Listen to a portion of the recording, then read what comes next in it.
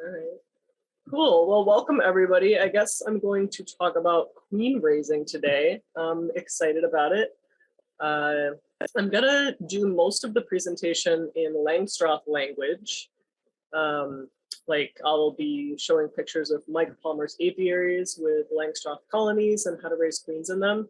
And then at the end, I'll branch out into sharing the way that I raise queens and mate queens in these little comfort hives.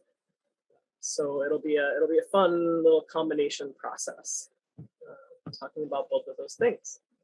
I guess I will get right into it. What do I do? Just click on the screen to progress.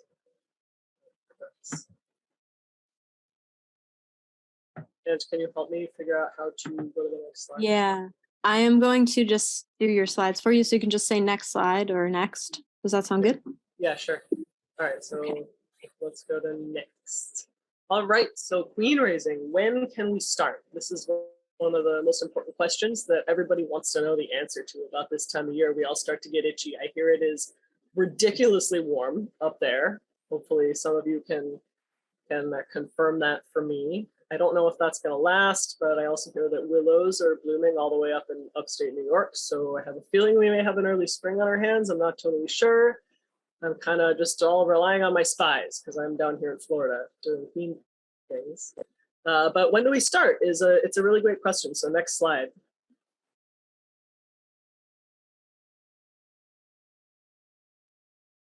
All right, so we start whenever the spring nectar flow is upon us. And what I just said about willow in upstate New York is a good, that's kind of the first major thing that the bees can get other than maple. Up there it's so cold that maple is pretty inaccessible. So it's more like the pussy willow flow, and then the big tree willows and the fruits come after that. This is a picture of some apple blossoms in upstate Vermont, which is around the time when Mike Palmer starts queen raising in that area.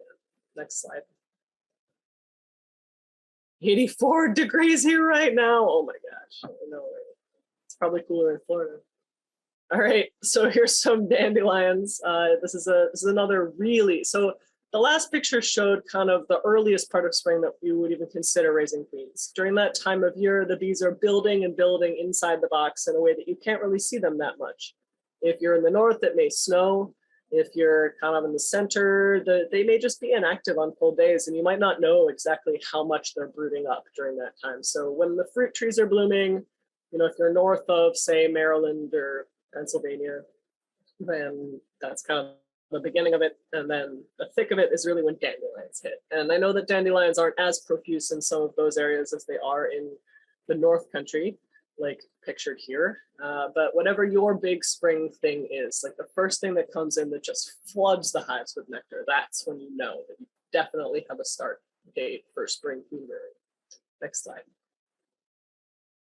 All right, you also want to have plenty of drones. So look for not only adult drones that may or may not have overwintered in your colony, but look for capped drone brood and emerging drone brood. So fresh spring drones is what you want to see. And then after you see the very first of those capped drones, you still need to wait 3 weeks because those drones need to reach sexual maturity before you're really ready to successfully mate queens in the spring. Next. All right, this is just for fun, you know. If you get bored, you can deep fry the drone brood. You know, I hear there's all kinds of ways to cook it and be silly. Next slide. Wait for sexual maturity. So this is an image. It would be better to have a video on this, but I haven't quite figured out how to put videos into my PowerPoints yet.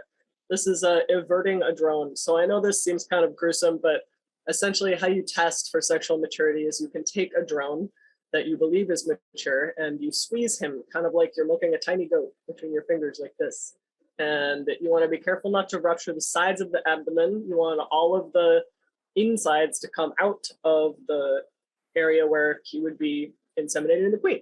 So if you do that, then you can see these little horns come out and you look for the semen there that's kind of floating around on top of this ball of liquid.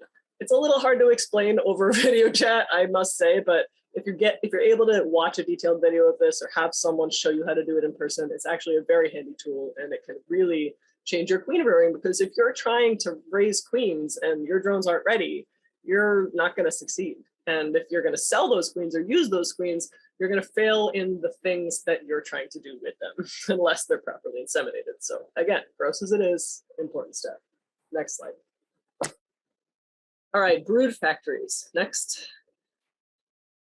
These are very important. This is a picture of Mike Palmer's brood factories. He has a whole yard dedicated to cell builders. They're quite enormous. They don't necessarily have to, in my opinion, be that enormous. You could have a cell builder that was a 10 frame deep or a couple of 5 frame deeps on top of each other. I've even raised quality cells in smaller numbers in compartments smaller than a 5 frame deep. Mike goes with the large ones. It works well with his area. They make bunches of honey. They always have plenty of resources. Even if it gets cold, he has a really reliable source of strong queen raising hives. So I think he's really got something going on for his area. And what works for him is to have these brood factory yards that are 2 entire yards of 30 or more colonies each, all these resource hives that have the shared box in the bottom with the divider inside, and then the nukes on either side along, touching one another to conserve heat in the winter. It's a really neat way to get them through some cold times and have very productive hives that make a lot of brood early in the spring. And those hives, all they do is produce brood for these cell builders. It is their sole job. They don't get honey harvested from them. The queens are changed over when needed, but they're not harvested from there. It's just for brood. So next slide. All right, so support colonies, you want to have things you need to raise queens. You need support colonies and you need good help, or you need to, have goals that are within your personal reach doing it alone. It can be a lot of work. It's a lot more resources than a lot of people are aware of at the outset. You can't just take a box of bees and expect them to raise quality cells. You need to be able to pull resources from other places. You need to have, I'd say, at least 2 support colonies per cell building colony, like even by the session. You have to bring in another 2 next week when you want to draft again if you're doing any numbers. So next slide. 10 days. All right, so this is, stick with me. If I was in a room with you, I'd have you raise hands about who knows, has experience with queen raising and who doesn't. Hopefully this will land, and I'll try to keep it in a way that can reach kind of everybody's perspective. So Mike Palmer has a whole system that he uses for queen raising, and it starts 10 days before the first draft. He will go into these support yards and he will harvest emerging brood, not just capped brood, but literally emerging brood. You have to see their little faces coming out of those cells to make sure that it's emerging brood. And that's important because you want them to have time to reach enough maturity to develop their hypopharyngeal glands in their head to produce royal jelly to feed the baby queens once you put the graft in. So you go into those support colonies, you harvest 9 frames of emerging brood for each cell builder that you'd like to feed, and you bank them above an excluder over a strong queen right colony that you intend to use as a cell builder. This is an image of, hopefully you can see my pointer moving around as if it were an arrow on the screen here. I'm not sure if that's how it works, but this box on the top here is just another resource hive that's being pulled from. Next slide. All right, so this will give you kind of a spatial awareness about where that brood gets banked. So this is a cell builder colony, and this is a cell builder colony. This colony here has the top 2 boxes are separated from the rest of the colony by an excluder. It's the same on this one. We have a 10 frame deep on the top here, and then a medium underneath with an excluder. All right, so that is that top box, that deep box, that is the brood that was harvested. And that gets banked on top of that excluder, on top of that strong queen right hive for 10 days. Next slide.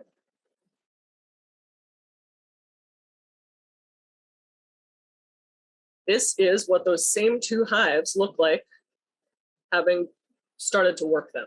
So the first thing that I do when I get into Mike Palmer's queen raising yard is I take this tower of hives and I spin it on one corner. Not both corners, or the bottom board will pop right off and all the bees will come out, but one corner, and then the bottom board stays intact. You turn it 180 degrees to face the opposite direction. It used to face this way to the front. Now it faces this way to the back. You take the top 2 boxes off. This is the box where the brood was banked, 10 frame deep here on top of the lid, upside down on the stand. And then this medium on top of that, it's just for space in case there are a lot of bees in the colony. You put a new bottom board down in the original position. So you now have the colony facing 180 degrees opposite of where it was facing. You have a new bottom board in the original position. You have the box that had the brood banked in it, which is all emerged now, sitting on top of the lid in front, and this box for extra space right here. Next slide. Next step, you take the box for extra space and you put it on the bottom board. You go through every frame. You look at every frame. You look mostly, in this case, you're looking for a virgin queen or a new laying queen, just in case a queen cell was made from some of this brood that was banked here. If that happened, you could have a queen that's laid up this area. And if there are eggs in these boxes, you can no longer use them as cell starting material. So you want to go through this and make sure there are no eggs and no queens in this box. Next slide.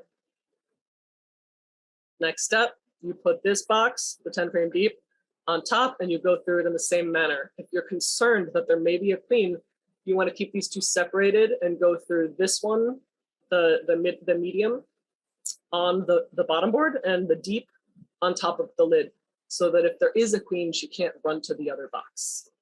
Next slide. This is what it looks like if you have, you'll know right away. Like if you open those two boxes and there are eggs, there's a queen in there. If there aren't, you're probably good to go. And if you're good to go, it kind of looks like this at the beginning. There's not that many bees in there. The field force is able to immediately start flying back into this box because their entrance is in the same place. So the field force is coming in, and then you've got all of these frames that are predominantly empty comb that's being prepped for a queen to lay in, and maybe the last remnants of some brood that have been banked, some drone brood, some nectar, some pollen. And that's all in there. Next slide. You want to ditch the heavy honey frames from the outside because they take up a lot of room and you can't fit as many nurse bees in the box when they're in the way. Next slide. You can use, these are the things you can use inside of your cell starter: emerged and backfilled. So comb that has emerged after having been banked for 10 days and it's been backfilled with nectar. That is totally useful in a cell starter. Next slide.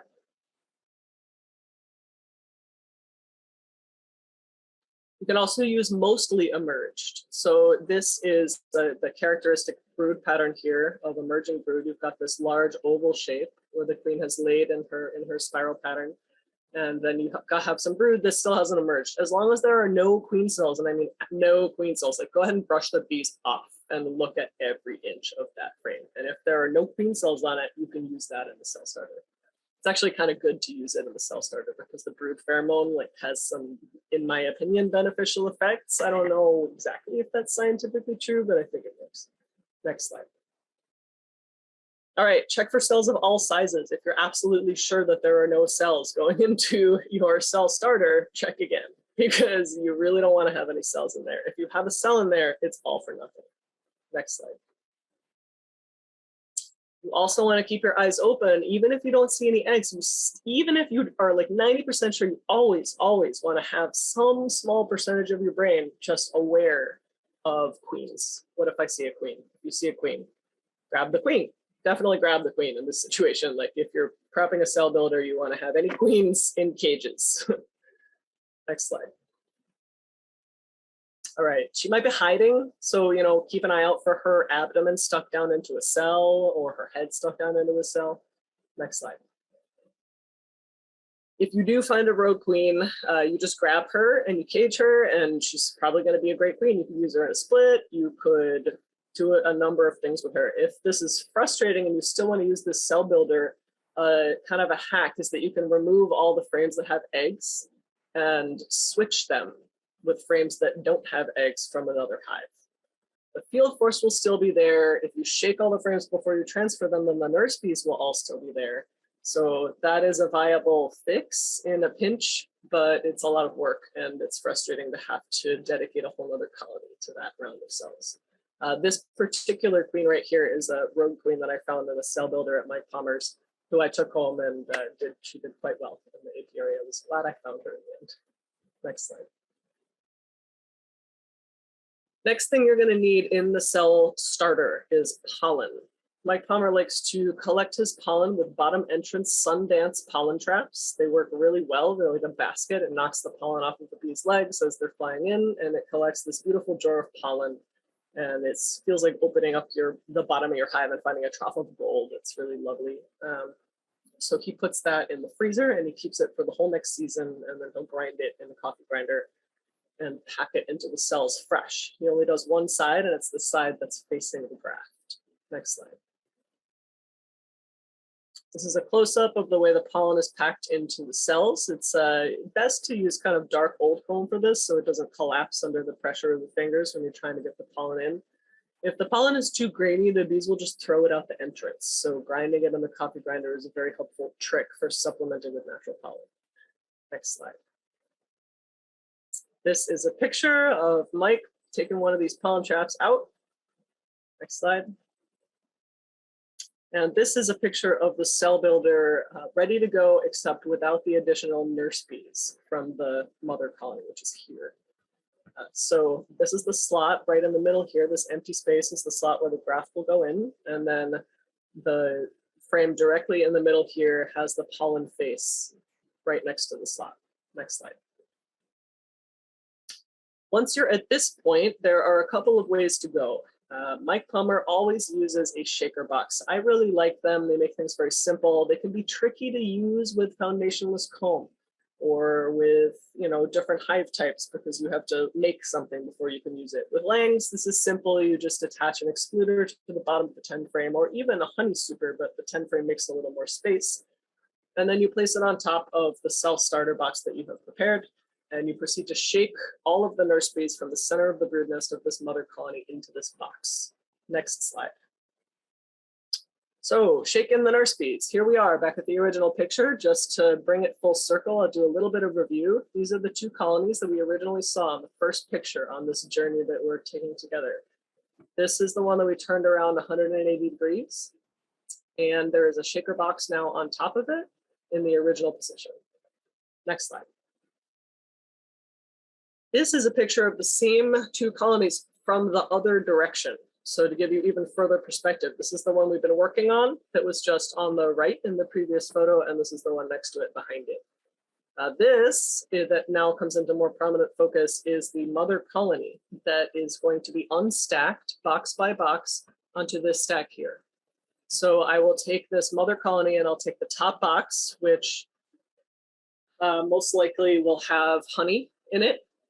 And I'll put it down on a stand here, and then I'll put an inner cover on top of it. I like to tape the hole in the inner cover so that the bees cannot pass between the boxes. This makes it simpler to keep the queen contained and prevent her from being transferred into the cell starter. Then take the next box off, put the next inner cover on, and so on. Next slide. Here we are on the second step of the process. Next slide. Farther along. Now at this point we want to stop because this box is the very bottom box of the original mother colony, which was quite large. And we are here in spring. And so there's a very good chance that this box is mostly empty of brood and contains essentially 90% pollen and angry field bees. So typically I just don't go into this box at all. Sometimes the queen will be down there laying, sometimes the colony will be farther advanced. It really depends on where you are on the East Coast or anywhere in the country or anywhere in the world. But, in a colony this size, she's less likely to be in the top and the bottom boxes and more likely to be in the middle. Next slide. This is a frame that you would not want to shake into the cell starter. It's mostly old brood, drone brood that hasn't emerged yet. There is a high percentage of drones here. You don't really want to put the drones into the cell starter. Next slide. This is a frame that you would be more likely to want to shake into the cell starter. There are still some drones here.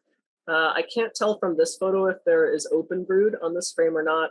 Frames that have open brood on them definitely have the prime age of young nurse bees to be shaking into your cell starter. So focus on open brood, but capped brood can also work if you want to have a maximum number of nurse bees. Next slide.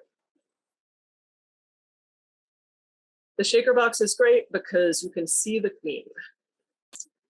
When Tucka says this box or that box, I can't tell what box she's referring to. I see. So you can't see my arrow like it's a player. I will stop doing that. I apologize. So here we are. We have a shaker box on top of the cell starter. This is helpful because the queen could be anywhere in the mother colony. So as we shake the frames into this box, we're able to see her crawling on those bars. She can't crawl down into the cell starter. And if we find her, we can catch her and return her to the mother colony. Next slide. There you go. Keep your eye out for her the whole time. Next slide. All right, so here we are. We've gone through the whole mother colony that is facing, I guess it looks like it's on the right in this photo. I've shaken nurse bees out of any of the boxes that have open brood in them, and I've shaken that into the cell starter through the shaker box so that I can locate the queen and prevent her from being put into the cell starter. Next slide. This is what the cell starter looks like when you're closer to actually putting the graft in. You can see that there are a lot more nurse bees in there now that we've shaken them in. If it's a very heavy nectar flow, it can be difficult to shake the frames without creating a waterfall of nectar. If that's happening to you, just use a brush to brush the bees into the shaker box instead. Next slide. This is what Mike Palmer uses for feeder cans. They are 1 gallon maple syrup cans. I like to use plastic quart deli containers because I mostly run the Comfort Hive boxes. When I am using Langs, I do also use the containers. Next slide. This is what they look like on top. He leaves an empty box with some rims at the bottom, and just to keep the can from touching the actual inner cover and give the bees room to move around. And he turns it upside down, creates a vacuum seal so the bees can feed from it as they're raising the cells. Next slide. This is what it looks like at the end. You've got the mother colony turned around to the back, and the cell starter is the shorter stack that is facing the front. Next slide. This is the same image from the front angle, just to sum it all up. The shorter one is the cell starter. The one turned around the back is the mother colony. Next slide. So basically, after I did all of that, you go through the whole colony, you get the cell starter set up. You want to take a break for 1 to 2 hours. A lot of people have different opinions on this. Some people say wait 6 hours. Some people say wait 12. Some people say a whole day. Mike Palmer waits about 2 hours before he grafts into that newly prepared cell starter. This is a picture of me going through this whole process with a group of people who came to visit us from Ohio. Next slide. You do this rain or shine. Basically, when you're on a queen schedule, if you're a commercial beekeeper, you're providing queens for orders for other people, you're tied into their schedule, and it's pretty important to stay on track as often as possible. So we would frequently be out there in a tent, grafting or working cell builders in the rain. Next slide. This is a nice little impromptu setup for teaching grafting that we did at Palmer's queen raising yard. So all you need is a couple of Lang boxes, and you set them up so that it's like a desk easel. And you get a little grafting tool, and having the side-by-side stations makes it easy to demonstrate techniques with someone who can then both watch what you're doing and practice it themselves at the same time. Next slide. Mike does most of his grafting in the car. I also really like this. The steering wheel makes a pretty handy grafting table as well. A lot of people like to put a towel over it. If that towel is damp, even better. It can keep the humidity in the sensitive larvae and keep them viable for longer while you're messing with it. Next slide. This is my car office, the old Tacoma I used to drive when I worked for Palmer, all set up, ready to graft right on the steering wheel. Next slide. This is a picture of the cell building yard a little bit later in the season. So throughout the season, Nessie's consistently supplementing these cell builders with brood from other colonies. They get quite strong. It's very common for them to have a big beard on the front. It's not necessary, in my opinion, to have a huge beard on the front of the cell starter for it to be effective, but it is important to have a large quantity of nurse bees packed into a tight space. Next slide. This is what they look like a little bit closer up. Next slide. And this is about what most of his cells look like. They're quite large. They're consistently of good quality. He does a funny thing that many other commercial queen raisers don't do, which is that he reunites his cell builders on day 5 instead of day 1 or day 2. Many people, when they separate their cell builders the way that I just described by turning the mother colony 180 degrees, they reunite them within 24 hours by turning that mother colony back around and placing an excluder on top with the whole starter on top of that. Mike does do that, but he does it on day 5 instead of 24 to 48 hours. Next slide. Oftentimes the takes are also very good. From what I've heard, the number of cells that take, as determined maybe 1 or 2 days after the graft, is reflective of the quality of the grafting work, whereas the number of cells that come to completion is reflective of the quality of the cell building. I don't know if these things are true, but it's something to think about. Next slide. Next slide. Mating nukes. Mating nukes are a great topic that relates very directly to queen raising. So cell building is awesome. It's super fun. It's a thing that you can practice and do even if you don't necessarily need to have your own queens. It's possible to raise cells for your friends or just do it as a science experiment with your kids if you're raising butterflies. But mating nukes are very important because you want to put a queen cell that you raised into something. And you need that something to be small enough that the bees are not going to reject the cell and insist on promoting their own genetics. But you need it to be large enough that it can survive in a potentially volatile climate, especially in a place like upstate Vermont. So Mike uses a combination of 4-way Langstroth 10-frame mating nukes and 2-way mating nukes that both use the same size mini frames. And they're really effective. I like them a lot. The 4-ways can be a little bit cluttered to work, but if you keep a canvas inner cover that you can peel back or wooden inner covers that are just the size of one of the nukes, that can help when you're working them. Next slide. So he's got them in 4 here. There's a divider straight down the center of the 10-frame deep. And there are feeders that have 2 holes each in them down the center line. Each of the mating nukes has 4 mini frames. And one of each of those 2 holes goes into one or the other of the adjacent mating nukes. Next slide. When we're setting up these mating nukes, we try to make sure that they have everything they need. So you want to give them brood, eggs, food, and space. I personally like to put the empty space towards the center. And then I put the eggs on the 2nd frame from the center and the brood on the 3rd and the food on the outside. Next slide. Next slide.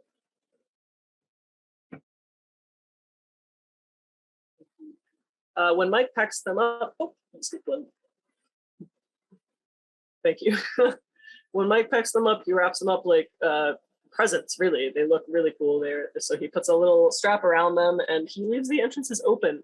I don't find that I'm able to do this in all of the areas that I keep these, but he really gets away with it. I mean, all the nurse bees stay, and the only thing that really leaves those boxes is the field bees. So he ends up with plenty of bees in these boxes when he gets to his destination.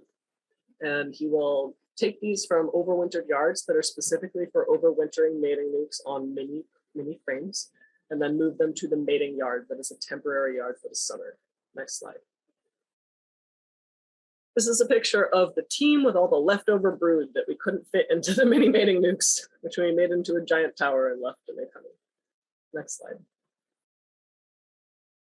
This is what it looks like in high summer in upstate Vermont, in the area where he has the mating yard set up. Mike likes to keep his mating nukes in circles, and so he'll have, I don't actually recall the exact number of 4-ways that he puts in a circle, but there's a decent amount of them, and we catch, we're out there catching 100 queens or a couple of 100 queens. Next slide.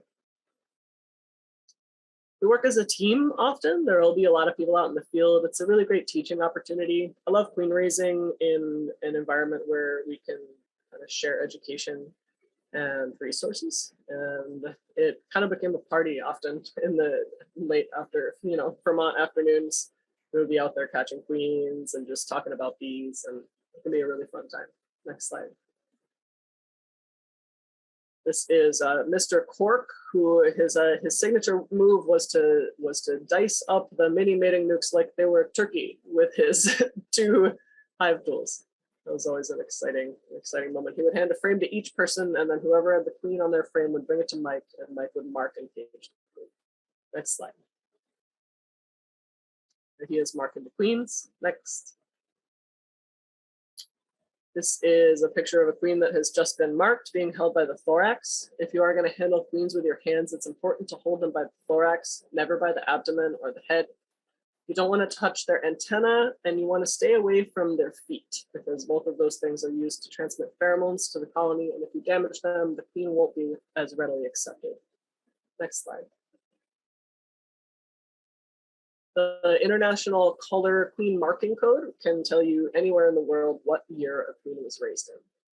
Next slide. Mike uses model paint to mark his queens and a little sprig of Timothy grass.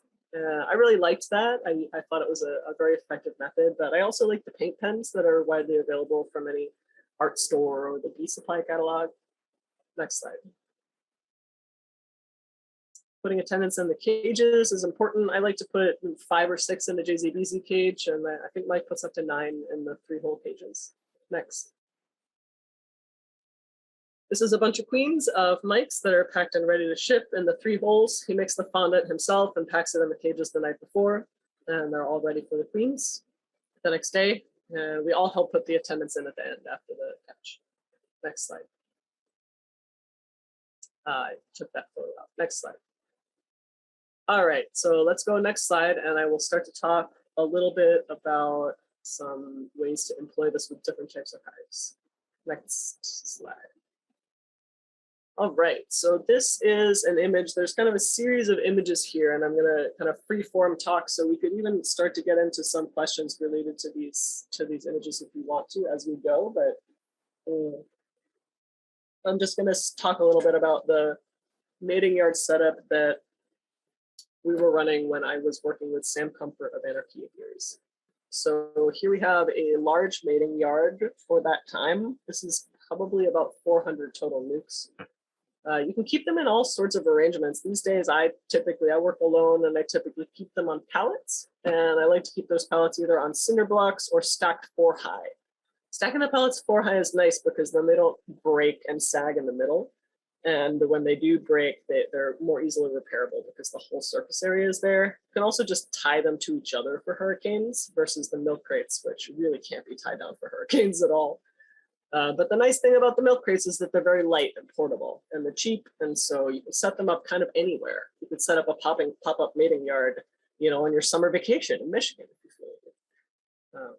So I don't know, I liked these mating yards a lot. Each one of these milk crate stands has 4 colonies per stack. The bottom box is a hive with a divider in the center and 2 mini nukes, 1 on each side. The second box is the same way but facing 90 degrees in the opposite direction. The third box is a feeder box. So there are 4 mini nukes in each stack. I no longer mate queens like this because it is so labor intensive to run these tiny little mating nukes. It drives me absolutely insane. It's a really genius setup.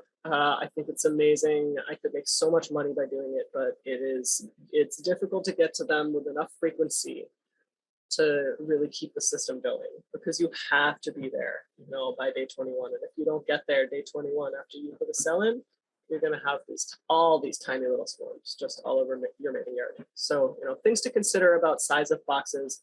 I like to run these now 2 boxes deep where the combs go all the way down, and I just let them grow over time. I work them less hard, and I have a little bit more time to go fishing. Next slide. Here's another one of the same yard, getting a little bit bigger. Next slide. This is the same template, but in upstate New York. And if you look closely at these, you can see they're slightly different in that there are actually 4 boxes in these stacks. And so there's actually a feeder box on top of the bottom nuke as well. So you can see the very bottom box is bees, second box from the bottom is a feeder, third is bees, fourth is a feeder. Next slide. This is them coming out of winter. Next.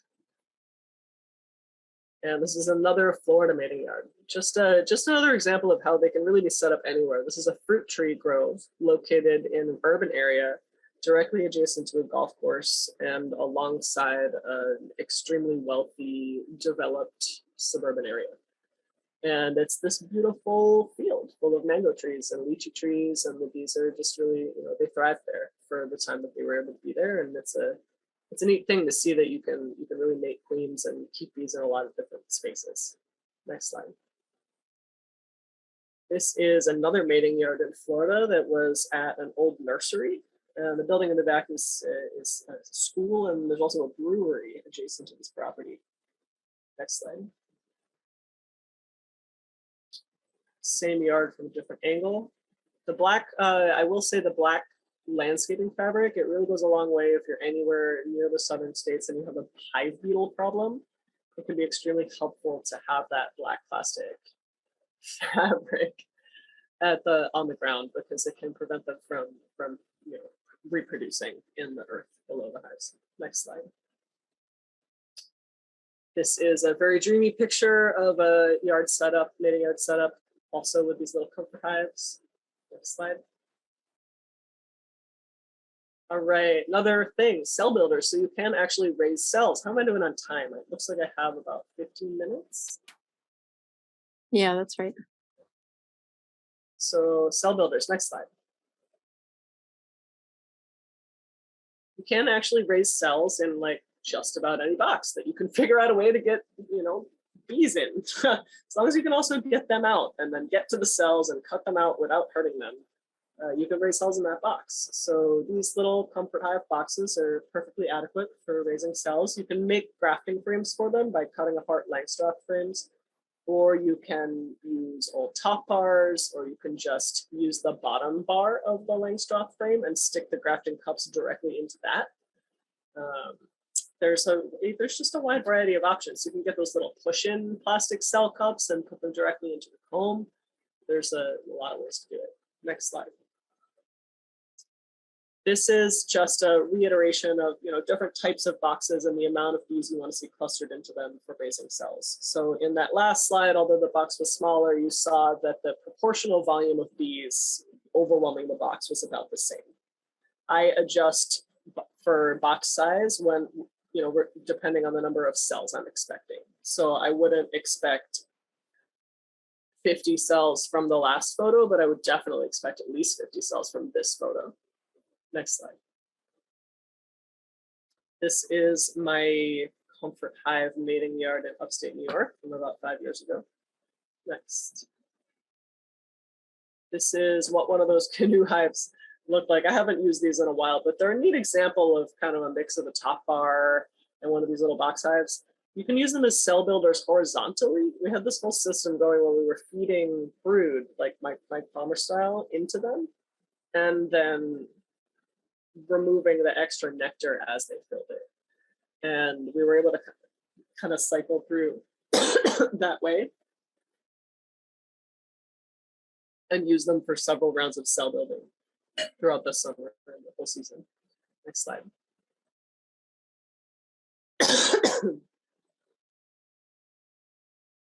Again, small boxes, but a lot of bees. So all told, these are really only the volume of maybe a 5-frame bee. But with this number of bees on them, they have plenty of resources to raise quite a few cells. Next. This is an even more extreme example of ways that I have raised cells in the comfort hive boxes. So this is a single comfort hive box, 11 by 11 inches internal dimensions, 6 inches deep. And I was able to successfully raise 22 to 36 high quality cells in this single box with a rim for extra bees underneath it consistently throughout an entire season. I was amazed at how many cells they were able to make with a box this small. And I use the same method that Mike does by turning the original colony around and shaking the nurse bees into the box. And I just went ahead and did everything on a smaller scale, and it was really wildly successful. I was very pleased with the results. Next slide. This is what that tiny box would look like when it was really packed with bees, ready to receive the graft. Obviously, those would shrink in, and the ones that are on the actual box itself would transfer to being in the gap in the middle when the graft is put in, and they can then be on the graft feeding. And it's also missing its pollen comb, so it would look a little different if the combs are all in there, but you get the idea. You could really pack a lot of bees in a small space. Next slide. Grafting. This is an optional activity. It's a thing that I find to be a lot of fun. It's a challenge, it's a craft, it's an experiment, it's a way to really look closely at the bees in a different light than I normally do. Next slide. This is a picture of me teaching a friend how to graft at a workshop I did in Florida one time. Got the little, in the yard easel grafting set up. If you're grafting from natural comb, you want to go for a darker comb that's had a few rounds of babies raised in it so that the tongue of your grafting tool doesn't puncture the wax. Some people like to use the German metal grafting tools. I found those a little tricky. I typically use the Chinese push button grafting tools with the plastic tongue. I don't know if it's plastic actually. I think it might be made of something else, but it's a little curvy tongue. Next slide. This is a said friend now grafting himself. Next slide. Said other friend also grafting. I believe everybody achieved a successful graft during this workshop. Next slide. Queen cells. All right, next. So queen cells are really cool. They can be all different sizes. I like it when they're large. It's pretty makes it all feel very successful. But even if they're medium sized or on the small side, I'll often use them, or I'll at least dissect them and look at what's going on, try to figure out what I did wrong and how I can give them better nutrition to raise bigger cells next time. If you're handling queen cells, you want to keep them warm as often as possible. I keep a simple chicken egg incubator on hand at all times that I can plug into an AC adapter in my car, so I can take the queen cells with me to a yard if I need to. And I don't have to keep bees on them that way. I can just have them in the incubator and I don't have to have any bees flying around in the car. Not that I don't love bees flying around in the car, because I really do, but it's nice to have the incubator available. Next slide. This is one of my better rounds of cells. I think that was from 2 years ago. Next slide.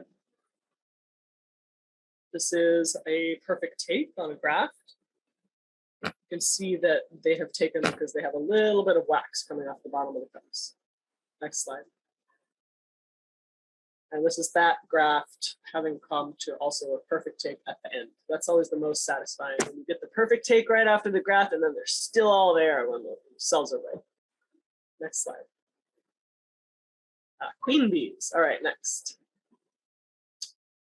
So if you're raising queens, you're going to have a lot of queen bees to deal with. There's a lot of different ways to handle them. I like plastic JZBZ cages. I like to keep them alone in the cages to bank them. If I'm going to bank them for a few days, I'll casually bank queens, typically for a few days to a week in a well-supplied bank with a lot of food and free-flying bees. It's a really handy tool to have available if there's weather going on, or if you can't ship on a certain date, or if you just want to make sure you have queens available for a project that's upcoming soon. Some people like to use the 3-hole cages or the California cages, or just bank them with attendants in the cages. I'll often do that too for a few days. It can be easier in the South to have attendants in the cages because hive beetles sometimes get into the candy in the cages. And if the queens are alone in the cages with no attendants, those hive beetles can lay larvae into that candy and kill the queen. So things to be aware of depending on your climate. Next slide. Friends, next slide. I don't remember what I put here. This is Bianca. This is at my Commerce Apiary. This is actually a great photo because it's of combining for winter. So these 10 frame boxes are the same ones that you saw in the photo describing his mating nukes. They still have the mating nuke frames inside of them, but the feeders have been removed and the frames have been pushed together so that there are now only 2 nukes in this 10 frame box. And then they're stacked on top of one another so that they winter in the same setup essentially as the resource hives that are regular frames alongside one another in 4-frame nukes. Next slide.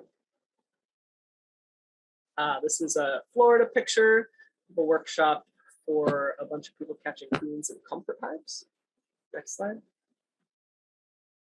These got overlaid a little bit, so it's a little weird, but that's me and my friend Emil working together on either side of a mini nuke to catch the queens at the same time. Next slide. Friend Kat catching her first queen. Next. All right, and I'm finishing a little bit early, but I feel like there could be a lot of questions, so I'm just gonna go ahead and do that. This is my contact information page, and I'm available for any questions you may have.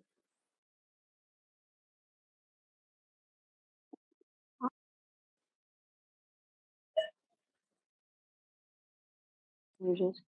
Thank you, Tucka. Should I go through the chat?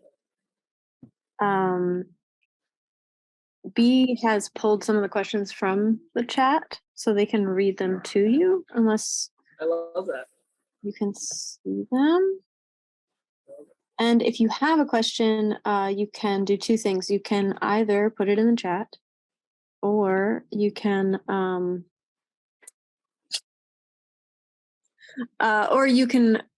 request to unmute yourself, and then I will be able to give you access to ask a question using your voice.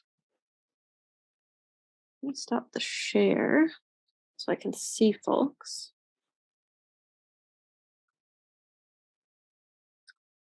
I have a question, which is like, how many of those mating Nook boxes does Mike Palmer overwinter on top of each other? It's a good question. I haven't worked for him for a couple of years, so I don't know his exact numbers at the moment.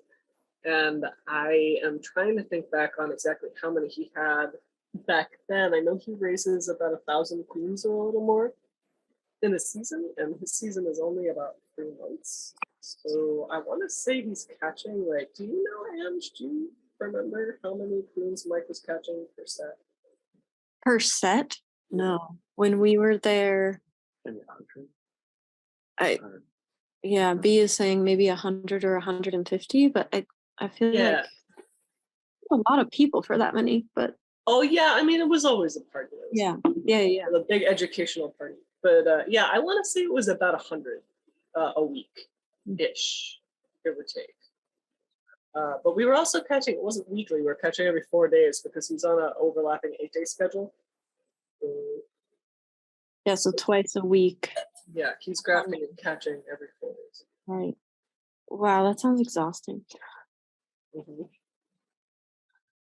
It's gotta be hard. Yeah, he does have a lot of hands, so that makes sense.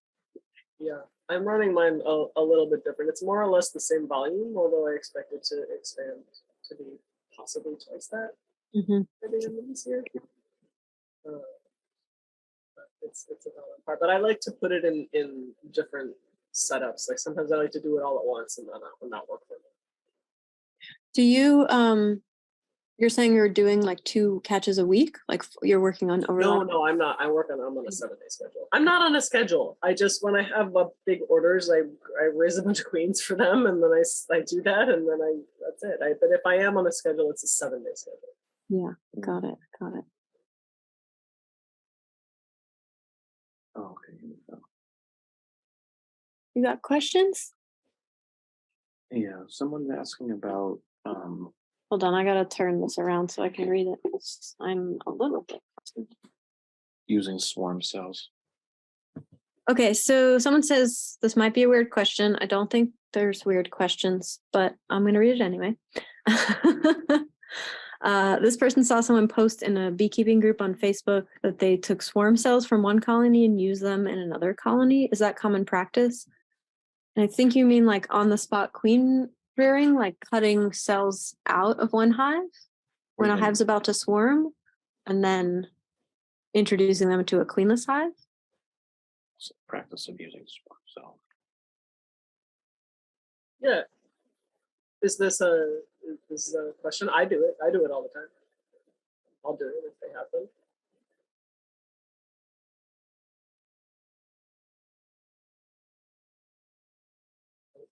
Yeah, I'm pretty sure there's a little guide. It's a PDF guide. It's called On the Spot Queen Rearing. I can never remember the person's name.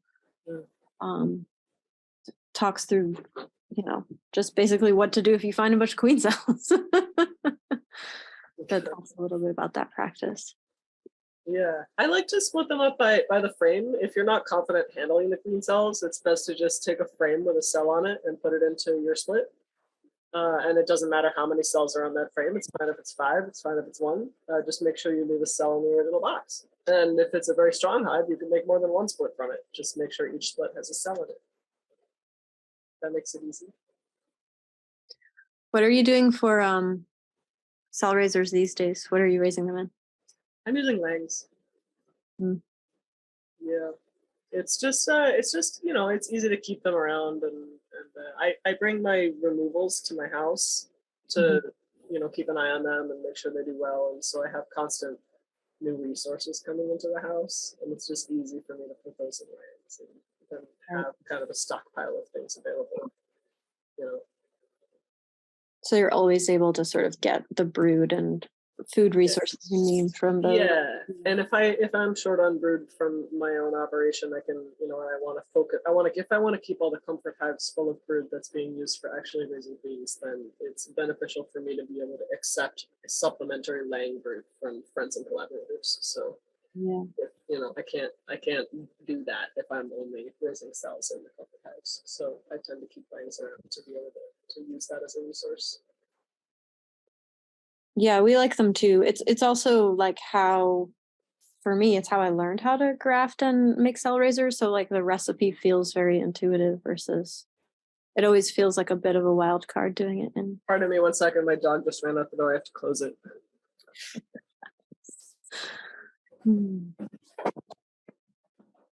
All right. Are there any other questions we can answer in the chat? Okay, I'm back. You're back.